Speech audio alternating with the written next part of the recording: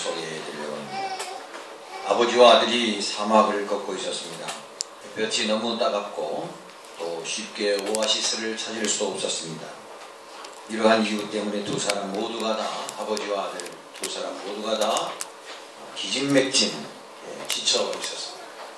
아들도 곧 쓰러질 것만 같았고 아버지도 역시 그런 아들을 격려하면서 함께 가지만 아버지도 도저히 견딜 수 없을 만큼 황량한 사막의 길을 힘이 들었습니다. 한 걸음씩 겨우겨우 발걸음을 옮기는데 두 사람 앞에 무덤 하나가 나타났습니다. 그 무덤을 보자 아들은 자리에서 털썩 주저앉아서 울고 왔습니다. 아버지, 이 무덤을 보세요. 이 사막 황량한 길을 걷다가 누군가 모르지만 우리처럼 지치고 지쳐서 더 이상 걷지 못하고 쓰러져 이 무덤에 갇힌 자처럼 우리도 죽을 것 같습니다. 아버지에게 하소연처럼 사막 모래밭에 앉아서 그렇게 울부짖기 시작했습니다. 아버지가 아들을 달래봅니다. 아들아, 물론 그렇게 생각할 수도 있겠지만 무덤이 있다는 것은 틀림없이 이 근동에 마을이 있다는 증거가 아니겠니? 희망을 놓지 말고 우리가 용기를 내서 다시 길을 걸어가다 보면 힘이 들겠지만 머지않아 곧 마을이 나올 거야. 아들을 위로하고 격려하면서 길을 다시 걸었습니다. 정말 아버지의 말씀처럼 얼마 가지 않아서 그들에게 마을이 큰 희망이 되어서 나타났습니다. 이 탈무드의 내용은 우리 인생을 살다 보면 어려움도 당하고 힘든 일도 만나는데 그때마다 어떻게 그 상황을 인식하느냐, 이것을 우리에게 전해주는 아주 귀중한 메시지가 될 수 있습니다. 우리는 모든 사람들이 다 힘들다고 말하고 어렵다고 말하지만 그러나 그 가운데서도 희망을 잃지 않고 살아가는 사람들이 있습니다. 바로 그런 사람이 예수님을 믿는 믿음의 사람이 아닐까요? 아멘이시죠? 아멘. 한번 따라합시다. 우리가 희망입니다. 옆 사람에게 당신이 희망입니다. 시작. 안 받아주는 옆구리를 막 치세요. 다시 한번 옆 사람에게 당신이라 그러면 좀 그렇네요. 그렇죠? 시비 거는 것 같으니까.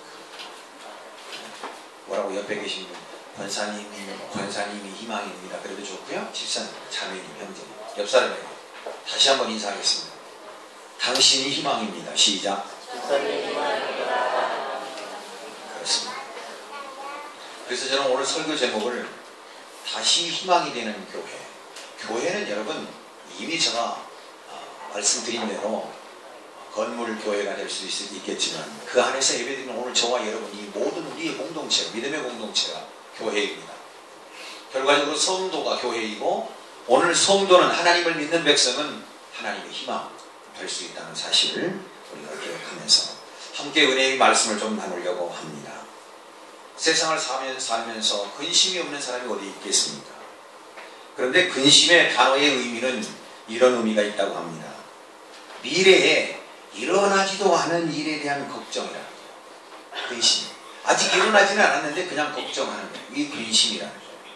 그러면 희망은 뭔가? 희망은 뭔가요? 미래에 일어나지 않을 수도 있는 일에 대한 기대라는 거예요. 근심이 뭐라고요?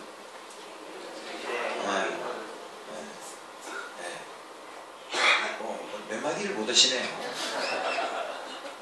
근심은 미래에 일어나지 않은 것에 대한 걱정이라고. 이해가 되시나요? 희망은 뭐라고요? 희망. 일어나지 않을 수도 있는 일에 대한 기대예요. 기대. 예수 믿는 사람은 그런 거 아닐까요? 기도는 기대입니다. 하나님을 향한 우리의 기대인 줄로 믿습니다.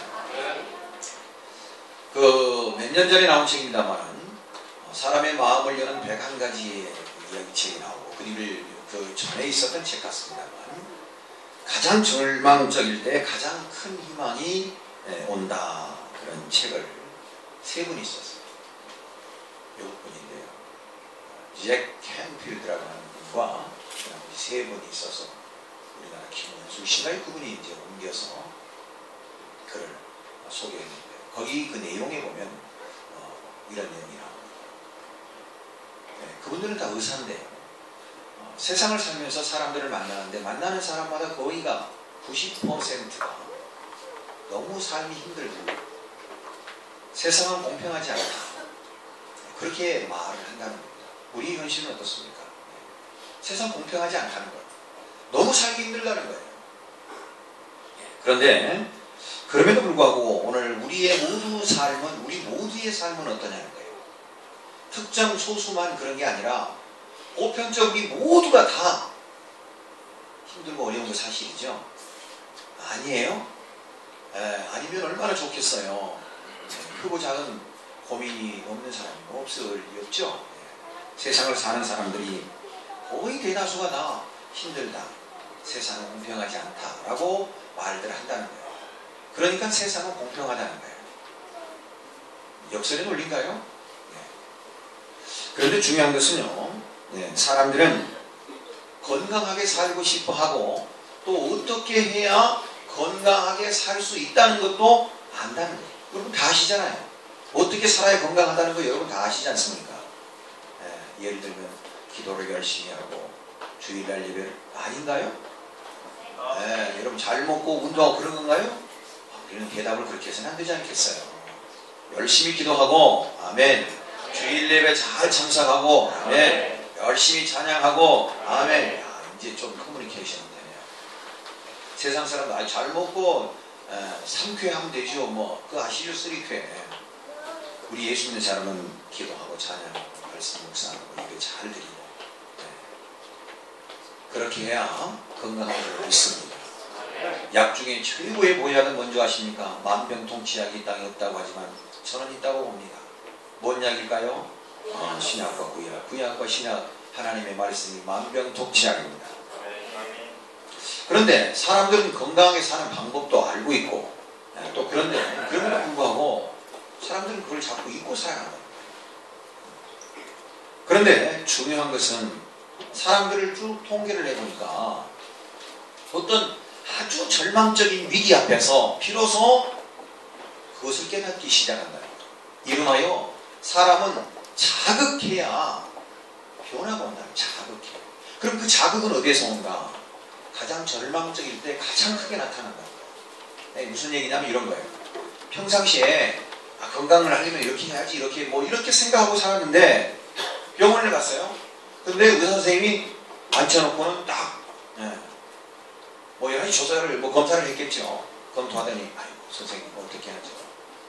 3개월 남기기가 힘들겠네요. 그러면 그때 자극을 받는다는 거예요. 그런데 한국 사람은 그 자극 앞에 굉장히 부정적이랍니다. 죄송합니다. 그 책에 의하면 그래요. 근데 또 사실 그런 것 같아요. 서양 사람들은요, 어떤 상황이 딱 생기면요, 뭐 그것이 절망적이든지 간에 뭐 비극 어떤 상황이든지 간에요, 긍정적으로 생각한다. 그래서 우리 한국 사람들은 조사를 해보니까 길병원에 오신 미국에서 오랫동안 암연구를 하고 오신 박사님 계시죠? 부산분인데 그분에도 그 책이 보면 그런 책의 내용이 글이 있어요. 똑같이 의사 선생님한테 당신은 3개월 버티기가 어렵습니다. 암 말기입니다. 그러면 그때부터 한국 사람은 수명이 단축된다. 아이고 죄송합니다. 강단 용어를 하면서 월세에서 하나님 너무해요. 자기 스스로가 아이고 그래서 석 달을 못 살고 2달 29일 살다가 가시나요. 제가 이거 만든 얘기예요. 그런데 서양 사람들은 의외로 석 달 살겠다고 판명을 했는데 뭐 3년을 산다든지 완치가 되어버린다든지 그런 경우가 허다합니다. 근데 한국 사람은 당신 얼마 못 살아 그러면 그때부터 얼마 못 산다는 거에 자기가 내어버리는 거예요. 고민하는 거예요. 그때부터 이제 여러분 어떤 상황 속에서도 여러분 주님이 주신 평안, 평정하시는 그런 평정하시는 그런 마음의 소유자 되시기를 축원합니다.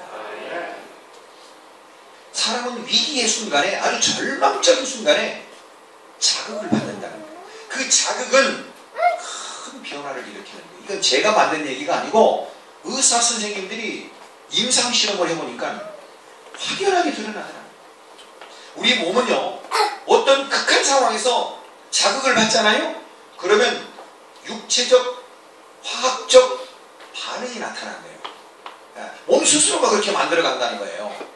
부정적인 사고를 가지고 접근을 하면 아주 부정적인 모습의 형태로 화학적 반응을 일으킨다, 육체적 반응을 일으킨다는 거예요. 그러나 그럼에도 불구하고 긍정적인 대처를 하면 몸 자체가 화학적으로 육체적으로 그렇게 변화되어서 가요. 그래서 그 속에서 꿈을 찾고 희망을 찾게 되더라 하는 얘기를 쓰고 있습니다. 우리는 이런 거예요. 문득 우리가 자동차 열쇠 키를 잃어버려요. 그러면 두 가지. 하나님, 열쇠 찾아주세요. 하나님, 저에게 무슨 잘못이 있다고 벌을 내리시는 것이옵니까? 여기서 아파트까지가 지금 15분 걸어가야 되는데 이 열쇠를 못 찾고 지금 제가 그런 비싼 길을 가지고 집에까지 갔다 와야 된단 말입니까? 제가 뭐를 잘못했습니까? 그런 사람이 있는가? 아유, 열쇠를 나오지. 그렇지. 키가 없으면 아무리 좋은 자동차면 뭐해? 그렇지. 키가 있어야 되는 거야. 야, 평상시에는 못 느꼈는데 이 키의 소중함을 내가 이제야 하네. 여러분, 똑같은 상황인데 여러분 어때요? 어떤 쪽이 더 나을 것 같아요? 전자가 나을 것 같아요? 후자가 나을 것 같아요? 네, 여기 전자와 후자는 누구 이름 아니에요. 뭐 김전자, 김후자 그 말이 아니고 앞에 한 말 웃으려고 해봤는데 썰렁하네요. 어느 쪽이 좋을 것 같아요? 여러분이 선택한다면? 근데 여러분 솔직히 어떻습니까? 아니 무슨 내가 벌 받았나? 왜 이러지? 네, 그게 쉽게 생각 속에 훈련이 되어 있지 않기 때문에 우리 신앙인들은 어떤 것이 따라합시다. 주님이 나를 도와주시니 나는 할 수 있어요. 나는 잘 될 거예요. 나는 행복할 거예요. 나는 희망이 될 거예요. 아멘? 아멘?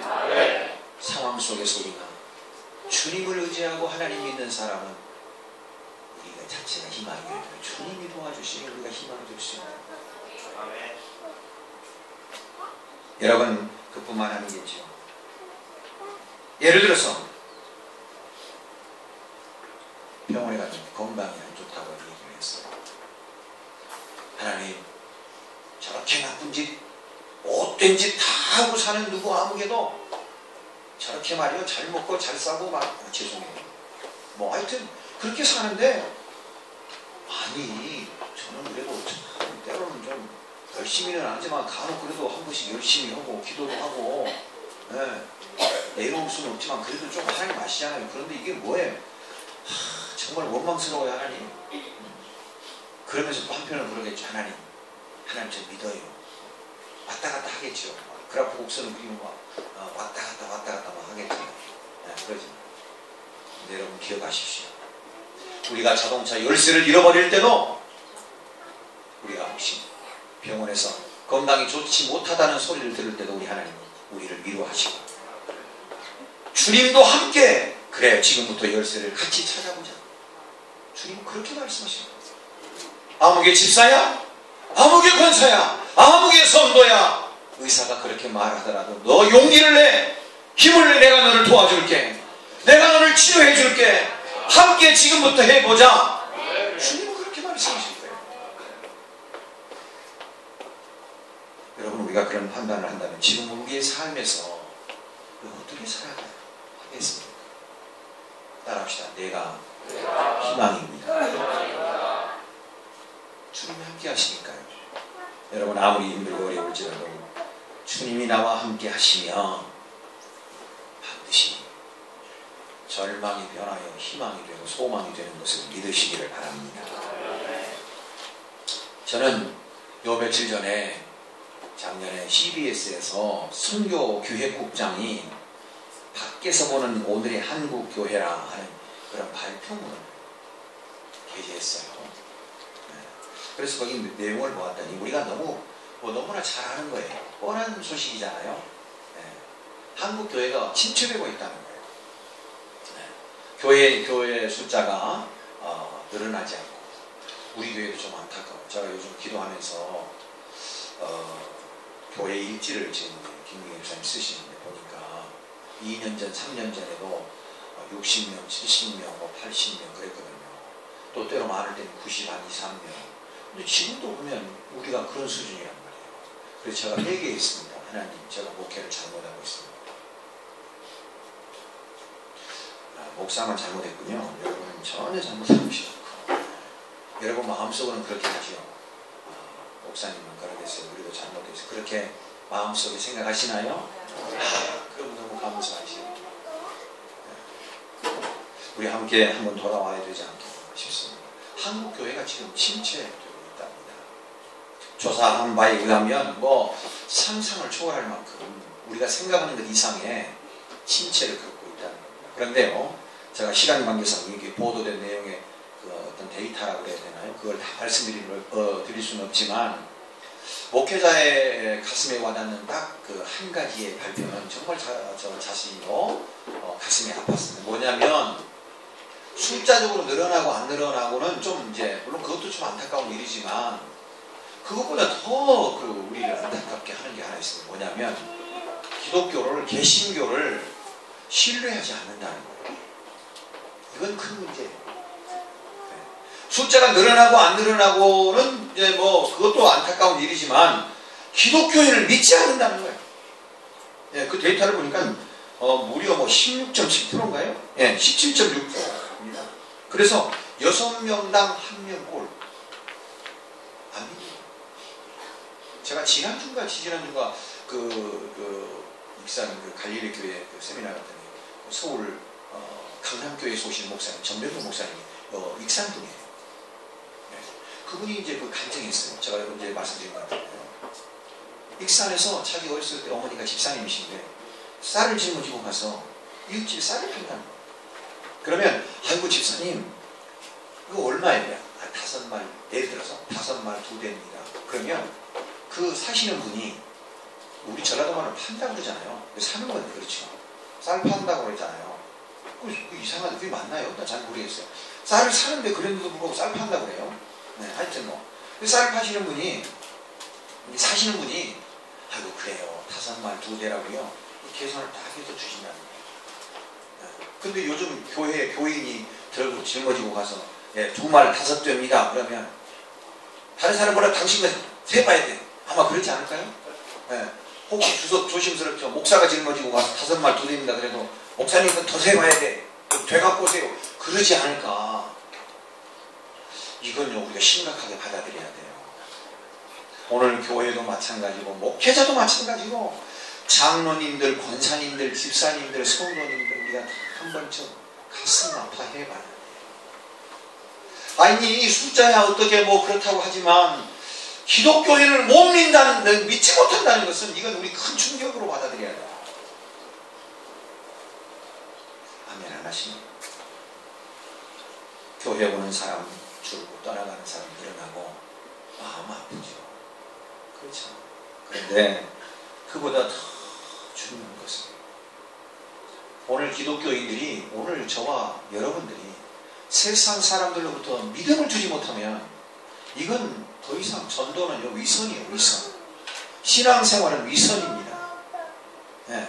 하나님은 우리에게 하나님의 나라를 확장하라고 우리에게 사명을 주신 건데 이 나라의 사명을 감당하기에 신뢰가 무너져 버리는데 어떻게 믿음의 하나님을 우리가 보여줄 수 있나 말이에요.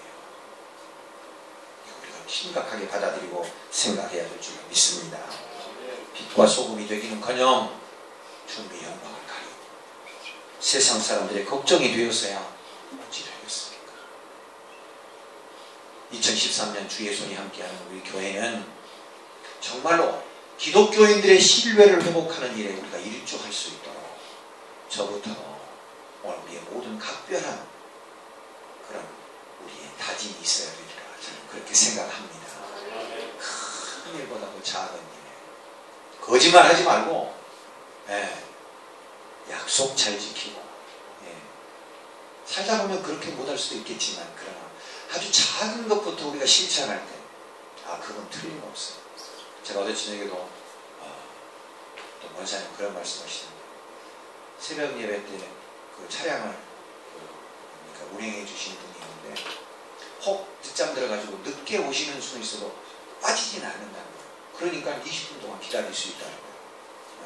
그러니까 우리가 실수를 할 수는 있으나 신뢰를 깨버려서는 안 되는 거예요. 이해가 되시나요? 네. 우리 작은 거라도 좀 오래 하는 실천을 저는 그렇게 좀 생각했어요. 아, 그렇구나. 이것을 남의 탓이 아니라 이건 내 탓이구나. 우리 스스로가 뭔가 작은 거라도 좀 우리가 노력하는 뭔가를 보여야 되지 않겠는가 그런 생각을 해보았습니다. 이런 열악한 상황 속에서 아까 제가 서두에 말씀드린 것처럼 가장 절망적일 때 가장 큰 희망이 보인다 라고 했던 것처럼 그 책에서 말하는 것처럼 오늘 우리가 좀 자극을 받자는 거예요. 자극을 받으면 우리는 이제 변화가 되는 거예요. 믿음의 변화가 일어나고 신앙의 변화가 일어나고 그게 우리 교회의 변화가 일어나고 한국 교회의 변화가 일어날 줄로 믿습니다. 이런 차원에서 우리가 좀 함께 은혜를 나누자면 오늘 본문의 말씀으로 돌아갑니다. 이사야서는 우리가 잘 아시는 대로 이스라엘 백성들이 하나님 앞에 범죄하고 70년 동안 바벨론의 포로로 끌려갑니다. 말이 70년이지 성경의 역사의 내용을 보니까 430년 애국 땅에 종살이할 때보다 더 힘들고 어려운 상황에 그 모든 고통을 겪는 그런 세월이 바로 70년 바벨론 포로의 세월이었다. 그들이 밤만 되면 강가에 나와서 나무에 수금을 걸고 하나님 앞에 찬양하면서 울었다 그랬습니다. 그때 예배드릴 수 있을 때 하나님 말씀대로 살고 순종하고 살았어야 되는데 하나님 말씀을 어기고 불순종해서 우리가 이곳까지 잡혀 끌려와서 이렇게 말로 할 수 없는 뼈를 깎는 고통을 당하는 것. 이제 기회가 된다면 우리가 하나님 말씀에 순종하고 하나님 뜻대로 살아야 되지 않겠습니까? 그렇게 통회하고 자복하는 이스라엘 백성들의 모습을 보면서 오늘 이사야 선지자는 이미 예고한 대로 당신들 하나님 말씀대로 살지 않으면 하나님께서 진노하시사 당신들을 70년 동안 바벨론 포로로 끌려가게 하신다니 회개하고 돌아오시고 그런데 그 말을 들었을까요? 안 들었을까요? 성경에 보니까 인간이 타락하는 방법이 몇 가지가 나오는데 그 타락하는 방법의 첫째가 그 마음에 하나님 두기를 싫어하고 그 둘째는 뭐예요? 자기들 마음에 자기들의 생각에 자기들의 경험에 옳은 대로 판단하고 그렇게 행할 때 인생은 타락이 됩니다. 하나님 말씀이 살았고 활력이 있어야 되는데 내 생각과 내 지식과 내 경험에 의해서 모든 거 판단하고 흘러가 버린다면 교회도 마찬가지예요. 교회도 사람의 소리는 자꾸 줄어들어야 되고 하나님의 소리는 커져야 되는 거예요. 사람의 생각과 사람의 판단이 교회를 이끌어가면 안 돼요. 여러분들 기도하고 그러지 않아요? 믿음으로 사는 사람을 보는 것이 그렇지 않습니다. 성경은 분명하게 말합니다.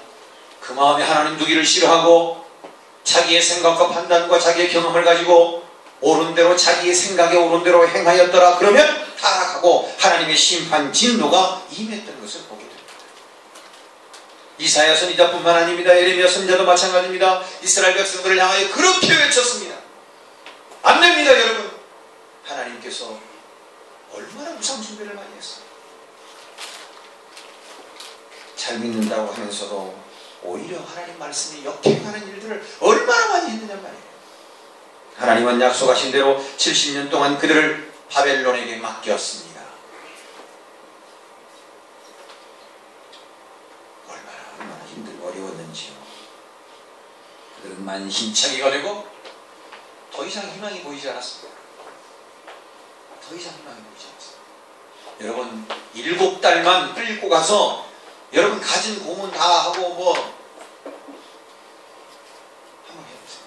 견뎌낼 사람 있겠어요. 그런 중에도 그들은 희망을 버리지 않은 이유는 이사야 선지자가 그렇게 강조한 것이 하나 있습니다. 여러분 오늘 우리의 나무가 그루터기가 있다면 다시 움이 들 것입니다. 아무리 나무를 싹둑 잘라버리고 냉혹한 겨울 찬바람이 불어오고 냉얼음 같은 그런 살얼음판이 되어도 따뜻한 봄 햇살이 비춰지는 봄날이 되면 반드시 그 그루터기에서 싹이 돋아날 것입니다. 이것이 하나님의 말씀입니다. 오늘 우리에게 70년의 역사 속에서 이 혹한 길을 보내게 하고 이 어려움을 겪게 하지만 우리 하나님은 결코 우리를 버리지 않으실 겁니다. 여러분 희망을 가집시다. 희망을 가집시다. 여러분이 희망입니다. 하나님이 지금도 불꽃 같은 눈으로 여러분을 관찰하시고 지키시고 계십니다. 왜 그거 생각 못하십니까? 이사야 선지자는 끊임없이 선포하고 있습니다. 오늘 그 내용이 오늘의 말씀입니다. 오늘 여러분 62장 이사야서 62장 1절 한번 보십시오. 나는 시온의 의가 빛같이 예루살렘의 구원이 횃불같이 나타나도록 시온을 위하여 잠잠하지 아니하고 예루살렘을 위하여 쉬지 아니하시는 하나님이신 줄로 믿습니다. 내가 힘들어 아파할 때 나의 신음소리를 들으시고 같이 아파하시고 같이 눈물을 흘리시는 분이 주님이십니다. 내가 어려울 때 내 혼자만 그렇게 소가리를 하고 그렇게 내 마음 끌어안고 울고 있는 줄 알았더니 주님이 내 등 뒤에 서 계십니다. 주님은 저보다 훨씬 더 큰 아픔을 가지고 고통 가운데 괴로워하시며 나를 위해서 기도하고 계시네요. 깨닫는 저와 여러분 되어주시기를 축원합니다. 이사야 선지자는 이 무너져 내버린 이스라엘 백성들에게 여러분이 희망입니다. 여러분이 희망입니다. 계속해서 강조하고 있습니다. 우리 하나님은 쉬지 않으시고 잠잠치 않으신 분이 하나님이신 것을 그들에게 보여주고 있습니다. 언젠간 다시 남쪽 유다가 회복이 되어서 하나님께 영광을 돌릴 날이 있음을 그렇게 강조하고 이스라엘 백성들에게 가르쳐주는 이사야 선지자의 마음을 우리 모두가 함께 갖게 되기를 소망합니다. 시편 31편 15절의 말씀을 보니까 시편 기자는 나의 앞날이 주의 손에 있사오니 내 원수들과 나를 핍박하는 자들의 손에서 나를 건져 주소서. 나의 앞날이 주의 손에 있사오니 나의 미래가 주의 손에 있사오니 지금 눈에 보이는 것은 암담하고 절망이고 정말로 괴로운 현실이지만 그러나 나의 미래는 주의 손에 있사오니 내 원수들과 나를 핍박하는 자들의 손에서 나를 건져주소서. 주의 손이 나의 편이 될 때 우리에게 진정한 평안이 진정한 승리가 있게 되는 것을 믿습니다. 여러분 구이 주시는 주님 앞에 구하십시다. 요한복음 2장 말씀을 보니까 예수님께서 가나에 들렸습니다. 혼인잔치가 이루어집니다. 성경 주석학자들은 아마 마리아 예수님의 육신의 어머니 아마 자매지간이 아닐까, 예수님의 육신적 이모가 아닐까, 뭐 이렇게 추측하는 신학자들도 있고 하여튼 친척인 것은 틀림이 없다. 혼인잔치가 이루어졌습니다. 그런데 포도주가 떨어졌습니다. 잔치집에 포도주가 떨어지는 것은 뭐 설명할 필요가 없지 않습니다. 당시의 유대의 전통으로 보면 이 포도주는 그야말로 가장 메인 메뉴죠. 메인 메뉴. 식당에 가면 아주 그냥 가장 탁월하고 가장 잘하는 메뉴가 메인 메뉴 아니겠어요? 메인이 떨어져 버리고 없었어요. 그런데 여러분 마리아를 보세요. 마리아 육신의 어머니지만 예수님께 찾아가서 어떻게 합니까? 떨어졌다. 예수님께 가서 아뢰라는 거예요. 그랬더니 예수님께서 뭐라고 그래요? 요한복음 2장 보니까 아직 나의 때가 아니라는 거예요. 그런데도 불구하고 마리아는 예수님께 간청을 합니다. 제자들에게 뭐라고 합니까? 그 하인들에게 야! 안 된다고 말씀하시지만 혹시 성경에 그런 내용은 없지만 좀 우리가 유출을 해보면 혹시 말이야 지나가는 말로라도 예수님께서 지금 아직 때는 안 됐지만 그래도 몇 개는 좀 준비할 수 있겠어. 그렇게 흘러가는 얘기라도 귀담아 듣고 예수님이 하시는 거에 대해서는 절대 순종하라. 그리고 마리아는 예수님께 끊임없이 구하요. 어떻게 하냐? 메인이 없어요. 예수님께서는 간곡한 간청을 외면하지 않으신 줄 믿습니다. 혼인잔치 집에 포도주는 떨어지지만 예수님께서 항아리마다 아구까지 채우고 우리 변하여 포도주 되었더니 그 포도주는 주님이 만드신 포도주는 지금까지 맛보지 못한 특별한 아주 훌륭한 메인의 메인 그런 포도주 된 줄로 믿습니다. 우리가 구할 때 하나님께서 우리를 기억하시고 더 위대한 하나님의 사람으로 만들어 가신다는 것을 기억하시길 바랍니다. 이사야서 49장 말씀을 보니까 여인이 어찌 그 젖 먹는 자식을 잊겠으며 자기 태에서 난 아들을 긍휼히 여기지 않겠느냐. 혹 그들은 잊을지라도 나는 너를 잊지 아니할 것이라. 내가 너를 내 손바닥에 새겼고 너의 성벽이 항상 내 앞에 있나니 내가 너를 내 손바닥에 새겼다고 그렇게 말씀하고 계십니다. 하나님은 얼마든지 하나님 스스로 모든 일을 할 수 있으시겠지만은 그러나 하나님의 방법은 하나님의 백성들을 사용하신다는 사실. 오늘 저와 여러분이 주님의 귀한 도구가 되어서 하나님의 영광을 위해 쓰임받는 그런 은혜가 있어지기를 축원합니다. 오늘 우리에게 주신 사명을 감당하지 못할 때 수많은 사람들이 절망 가운데 살아갈 수밖에 없습니다. 우리가 왜 살아야 하는지, 왜 일을 해야 하는지, 왜 돈을 벌어야 하는지, 무엇 때문에 살아갈 이유가 분명한 사람은 더욱더 그 일에 매진할 수 있습니다. 최선을 다 열심을 다해 살아갈 수가 있습니다. 그러나 사명을 잃어버릴 때 많은 사람들은 당황합니다. 급기야 자살하고 만다 하는 사실입니다. 나라는 자꾸 잘 살아가는데, 세상은 더 부유해지고 더 편리해져 가는데 왜 자살률이 세계 1위가 됩니까? 왜 방황이 있습니까? 여러분, 우리 인생은 하나님 바라보고 살아가야 돼요. 인생은 하나님 보고 살아야 돼요. 사람은 하나님을 바라보고 살아야 되는데 하나님을 잃어버리면 그때부터 방황이 오는 거예요. 사랑하는 성도 여러분, 돈 잃고 방황하고 명예 잃고 방황하고 권력 잃고 방황하는 것은 일시적이지만 하나님을 잃어버리고 방황할 그 방황은 전부 삶의 목적의식을 잃어버리기 때문입니다. 그러므로 오늘 저와 여러분이 오늘 이스라엘 백성들, 남쪽 유다 백성들에게 강조하고 있는 이사야 선지자의 고백을 우리의 고백으로 받아들이고 하나님은 우리와 함께 하십니다. 우리가 하나님의 희망이 됩니다. 좌절하지 말고 어떤 상황에서도 하나님을 위해서 다시 일어나야 합니다. 따라합시다. 다시 일어납시다. 다시 뛰어갑시다. 우리가 하나님의 희망입니다. 아멘이신가요? 지금부터 하는 거예요. 늦었다고 할 때 가장 빠른 거예요. 지금부터 하는 거예요. 지금부터. 지금부터. 주님이 나를 도와주시. 나는 할 수 있어. 나는 잘 될 거야. 나는 할 수 있구만. 하나님이 도와주시. 그러기 위해서 우리가 몇 가지 준비해야 합니다. 하나님의 희망이 되기 위해서 우리가 몇 가지 준비해요. 첫째, 잃어버린 영성을 회복해야 돼요. 영성. 그게 뭐예요? 내 안에 하나님의 형상이 있는가를 점검해야 돼요.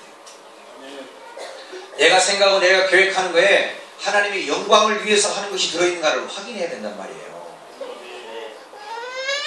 영성을 회복하시기를 축원합니다.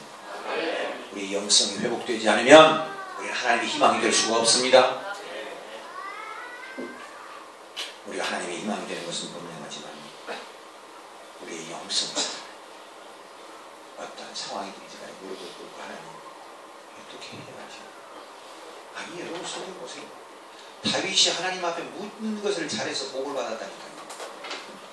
목사님 기도하면은 왜 아니 유치하게 무슨 뭐 무당이나 뭐 이렇게 뭐 그런 하나님은 아니잖아요. 우리 하나님 격식이 높으신 분이에요. 네. 시시한 뭐 무당들이나 점쟁이들이나 동쪽으로 가면 기인을 만나고 뭐 좀 여러분 제가 지난 며칠 전에 말씀드렸잖아요. 눈 오는 날 우산 쓰고 나갔다가 집안에 교회 안에 들어와서 지금 여기 우산 쓰고 계신 분 아무도 없잖아요. 하나님은 크신 분이기 때문에 예수 믿으면 그 모든 것은 다 안 좋은 것도 변화에 좋게 될 줄로 믿습니다. 네. 운명이 바뀌어져 버려요. 예수를 믿으면. 그런 책도 있어요. 예수 믿으면 팔자가 고쳐집니다. 안 믿으시네? 네, 저 서재에 꼽혀 있어요. 확인하러 오세요. 예수 잘 믿으면 팔자가 고쳐진다 책이 있습니다. 그 최승환인가요? 그분이 아동 그 문학가예요. 그 집사님이 간증도 하러 다녀요. 그 책이 있어요. 예수 잘 믿으면 팔자가 고쳐집니다. 네. 올해 토정 비결 놓고 사주팔자 보시면 하나님 말씀 펴보십시오. 그러면 더 확실한 하나님의 조언을 받을 수 있을 것입니다. 두 번째, 하나님의 희망이 되려면 도덕성이 있어요. 도덕성. 무슨 얘기냐? 오늘 말씀을 보니까 하나님은 우리와 함께 결혼한 자처럼 그렇게 말씀을 하세요. 신랑이 신부, 신부가 신랑을 기대하고 서로 어떻게 해요? 아끼고 존경하고 그렇게 하는 것처럼 하나님은 우리를 그렇게 하시냐. 그 관계 속에서 우리가 도덕성을 잃어버리면 모든 것이 다 잃어버릴 것 같지 않겠습니까? 우리가 희망이 되려고 한다면 우리의 도덕성을 회복해야 할 줄 믿습니다. 결혼은 뭡니까? 역시 마틴 루터도 그렇게 표현을 했죠. 신앙생활은 하나님과 결혼하는 것 같다. 네. 결혼은 뭐예요? 결혼을 하신 분들은 결혼은 뭐라고 생각하세요? 네? 박사님 뭐라고? 둘이 하나가 됩니다. 아, 틀린 말 아니잖아요. 그럼 결혼 안 해보신 분들은 뭐라고 생각하세요? 네? 네? 아, 결혼은 가정을 이루는 날이다. 결혼을 앞둔 조성준 우리 집사님한테 물어봐요. 결혼은 뭐예요? 거기에 따라서 김혜진 자매의 대답이 달라요. 뭐예요? 아, 행복할 것 같습니다. 따라합시다. 그대의 아픔이 나의 아픔이 나의 기쁨이 그대의 기쁨입니다. 이보다 더 좋은 말이 있을까요? 옆 사람에게 또 잊어버렸죠? 그대의 아픔이 나의 아픔이고 나의 기쁨이 그대의 기쁨입니다. 시작. 그대의 아픔이 나의 아픔이고 그대의 기쁨이 나의 기쁨이다. 잊어버렸어요. 하여튼 뭐 뜻은 전했죠? 네, 전종원 집사님 뜻은 전했죠? 네, 전했대요. 다 전했어요. 네. 결혼은 그런 거 아니겠어요?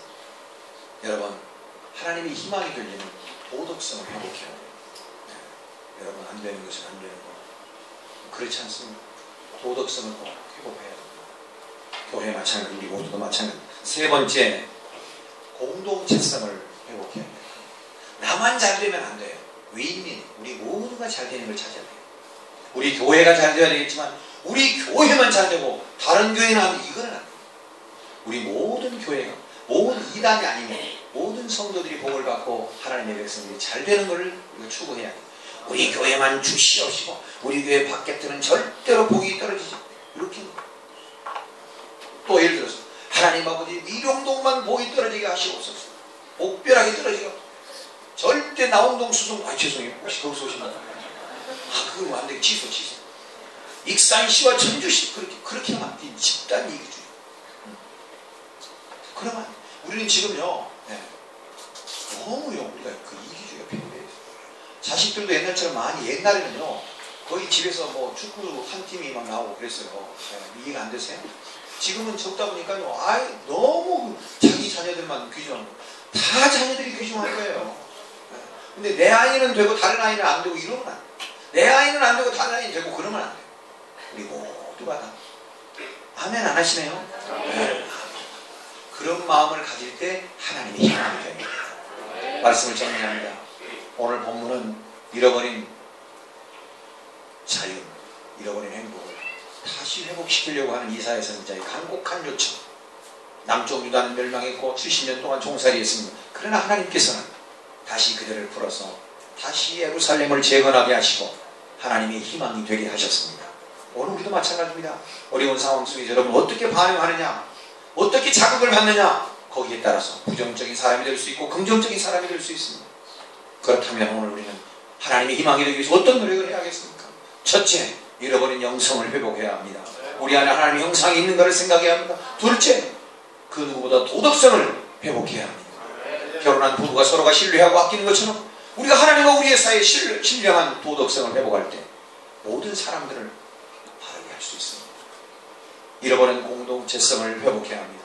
나만 잘 된다기보다 우리 모두가 잘 되는 것은 나가 아니라 우리라고 하는 단어를 애용할 수 있는 그런 오늘본 성도들 되시길 주님의 이름으로 축원합니다. 거룩하신 하나님 아버지, 오늘 우리에게 귀한 말씀 들려주시니 감사합니다. 말씀을 생각하고 그냥 흘려보내는 것이 아니라 우리 마음밭에 잘 새기고 씨를 뿌려서 30배, 60배, 100배 결실해질 수 있도록 복을 하여 주시옵소서. 돌아가신 예수님 이름 받들어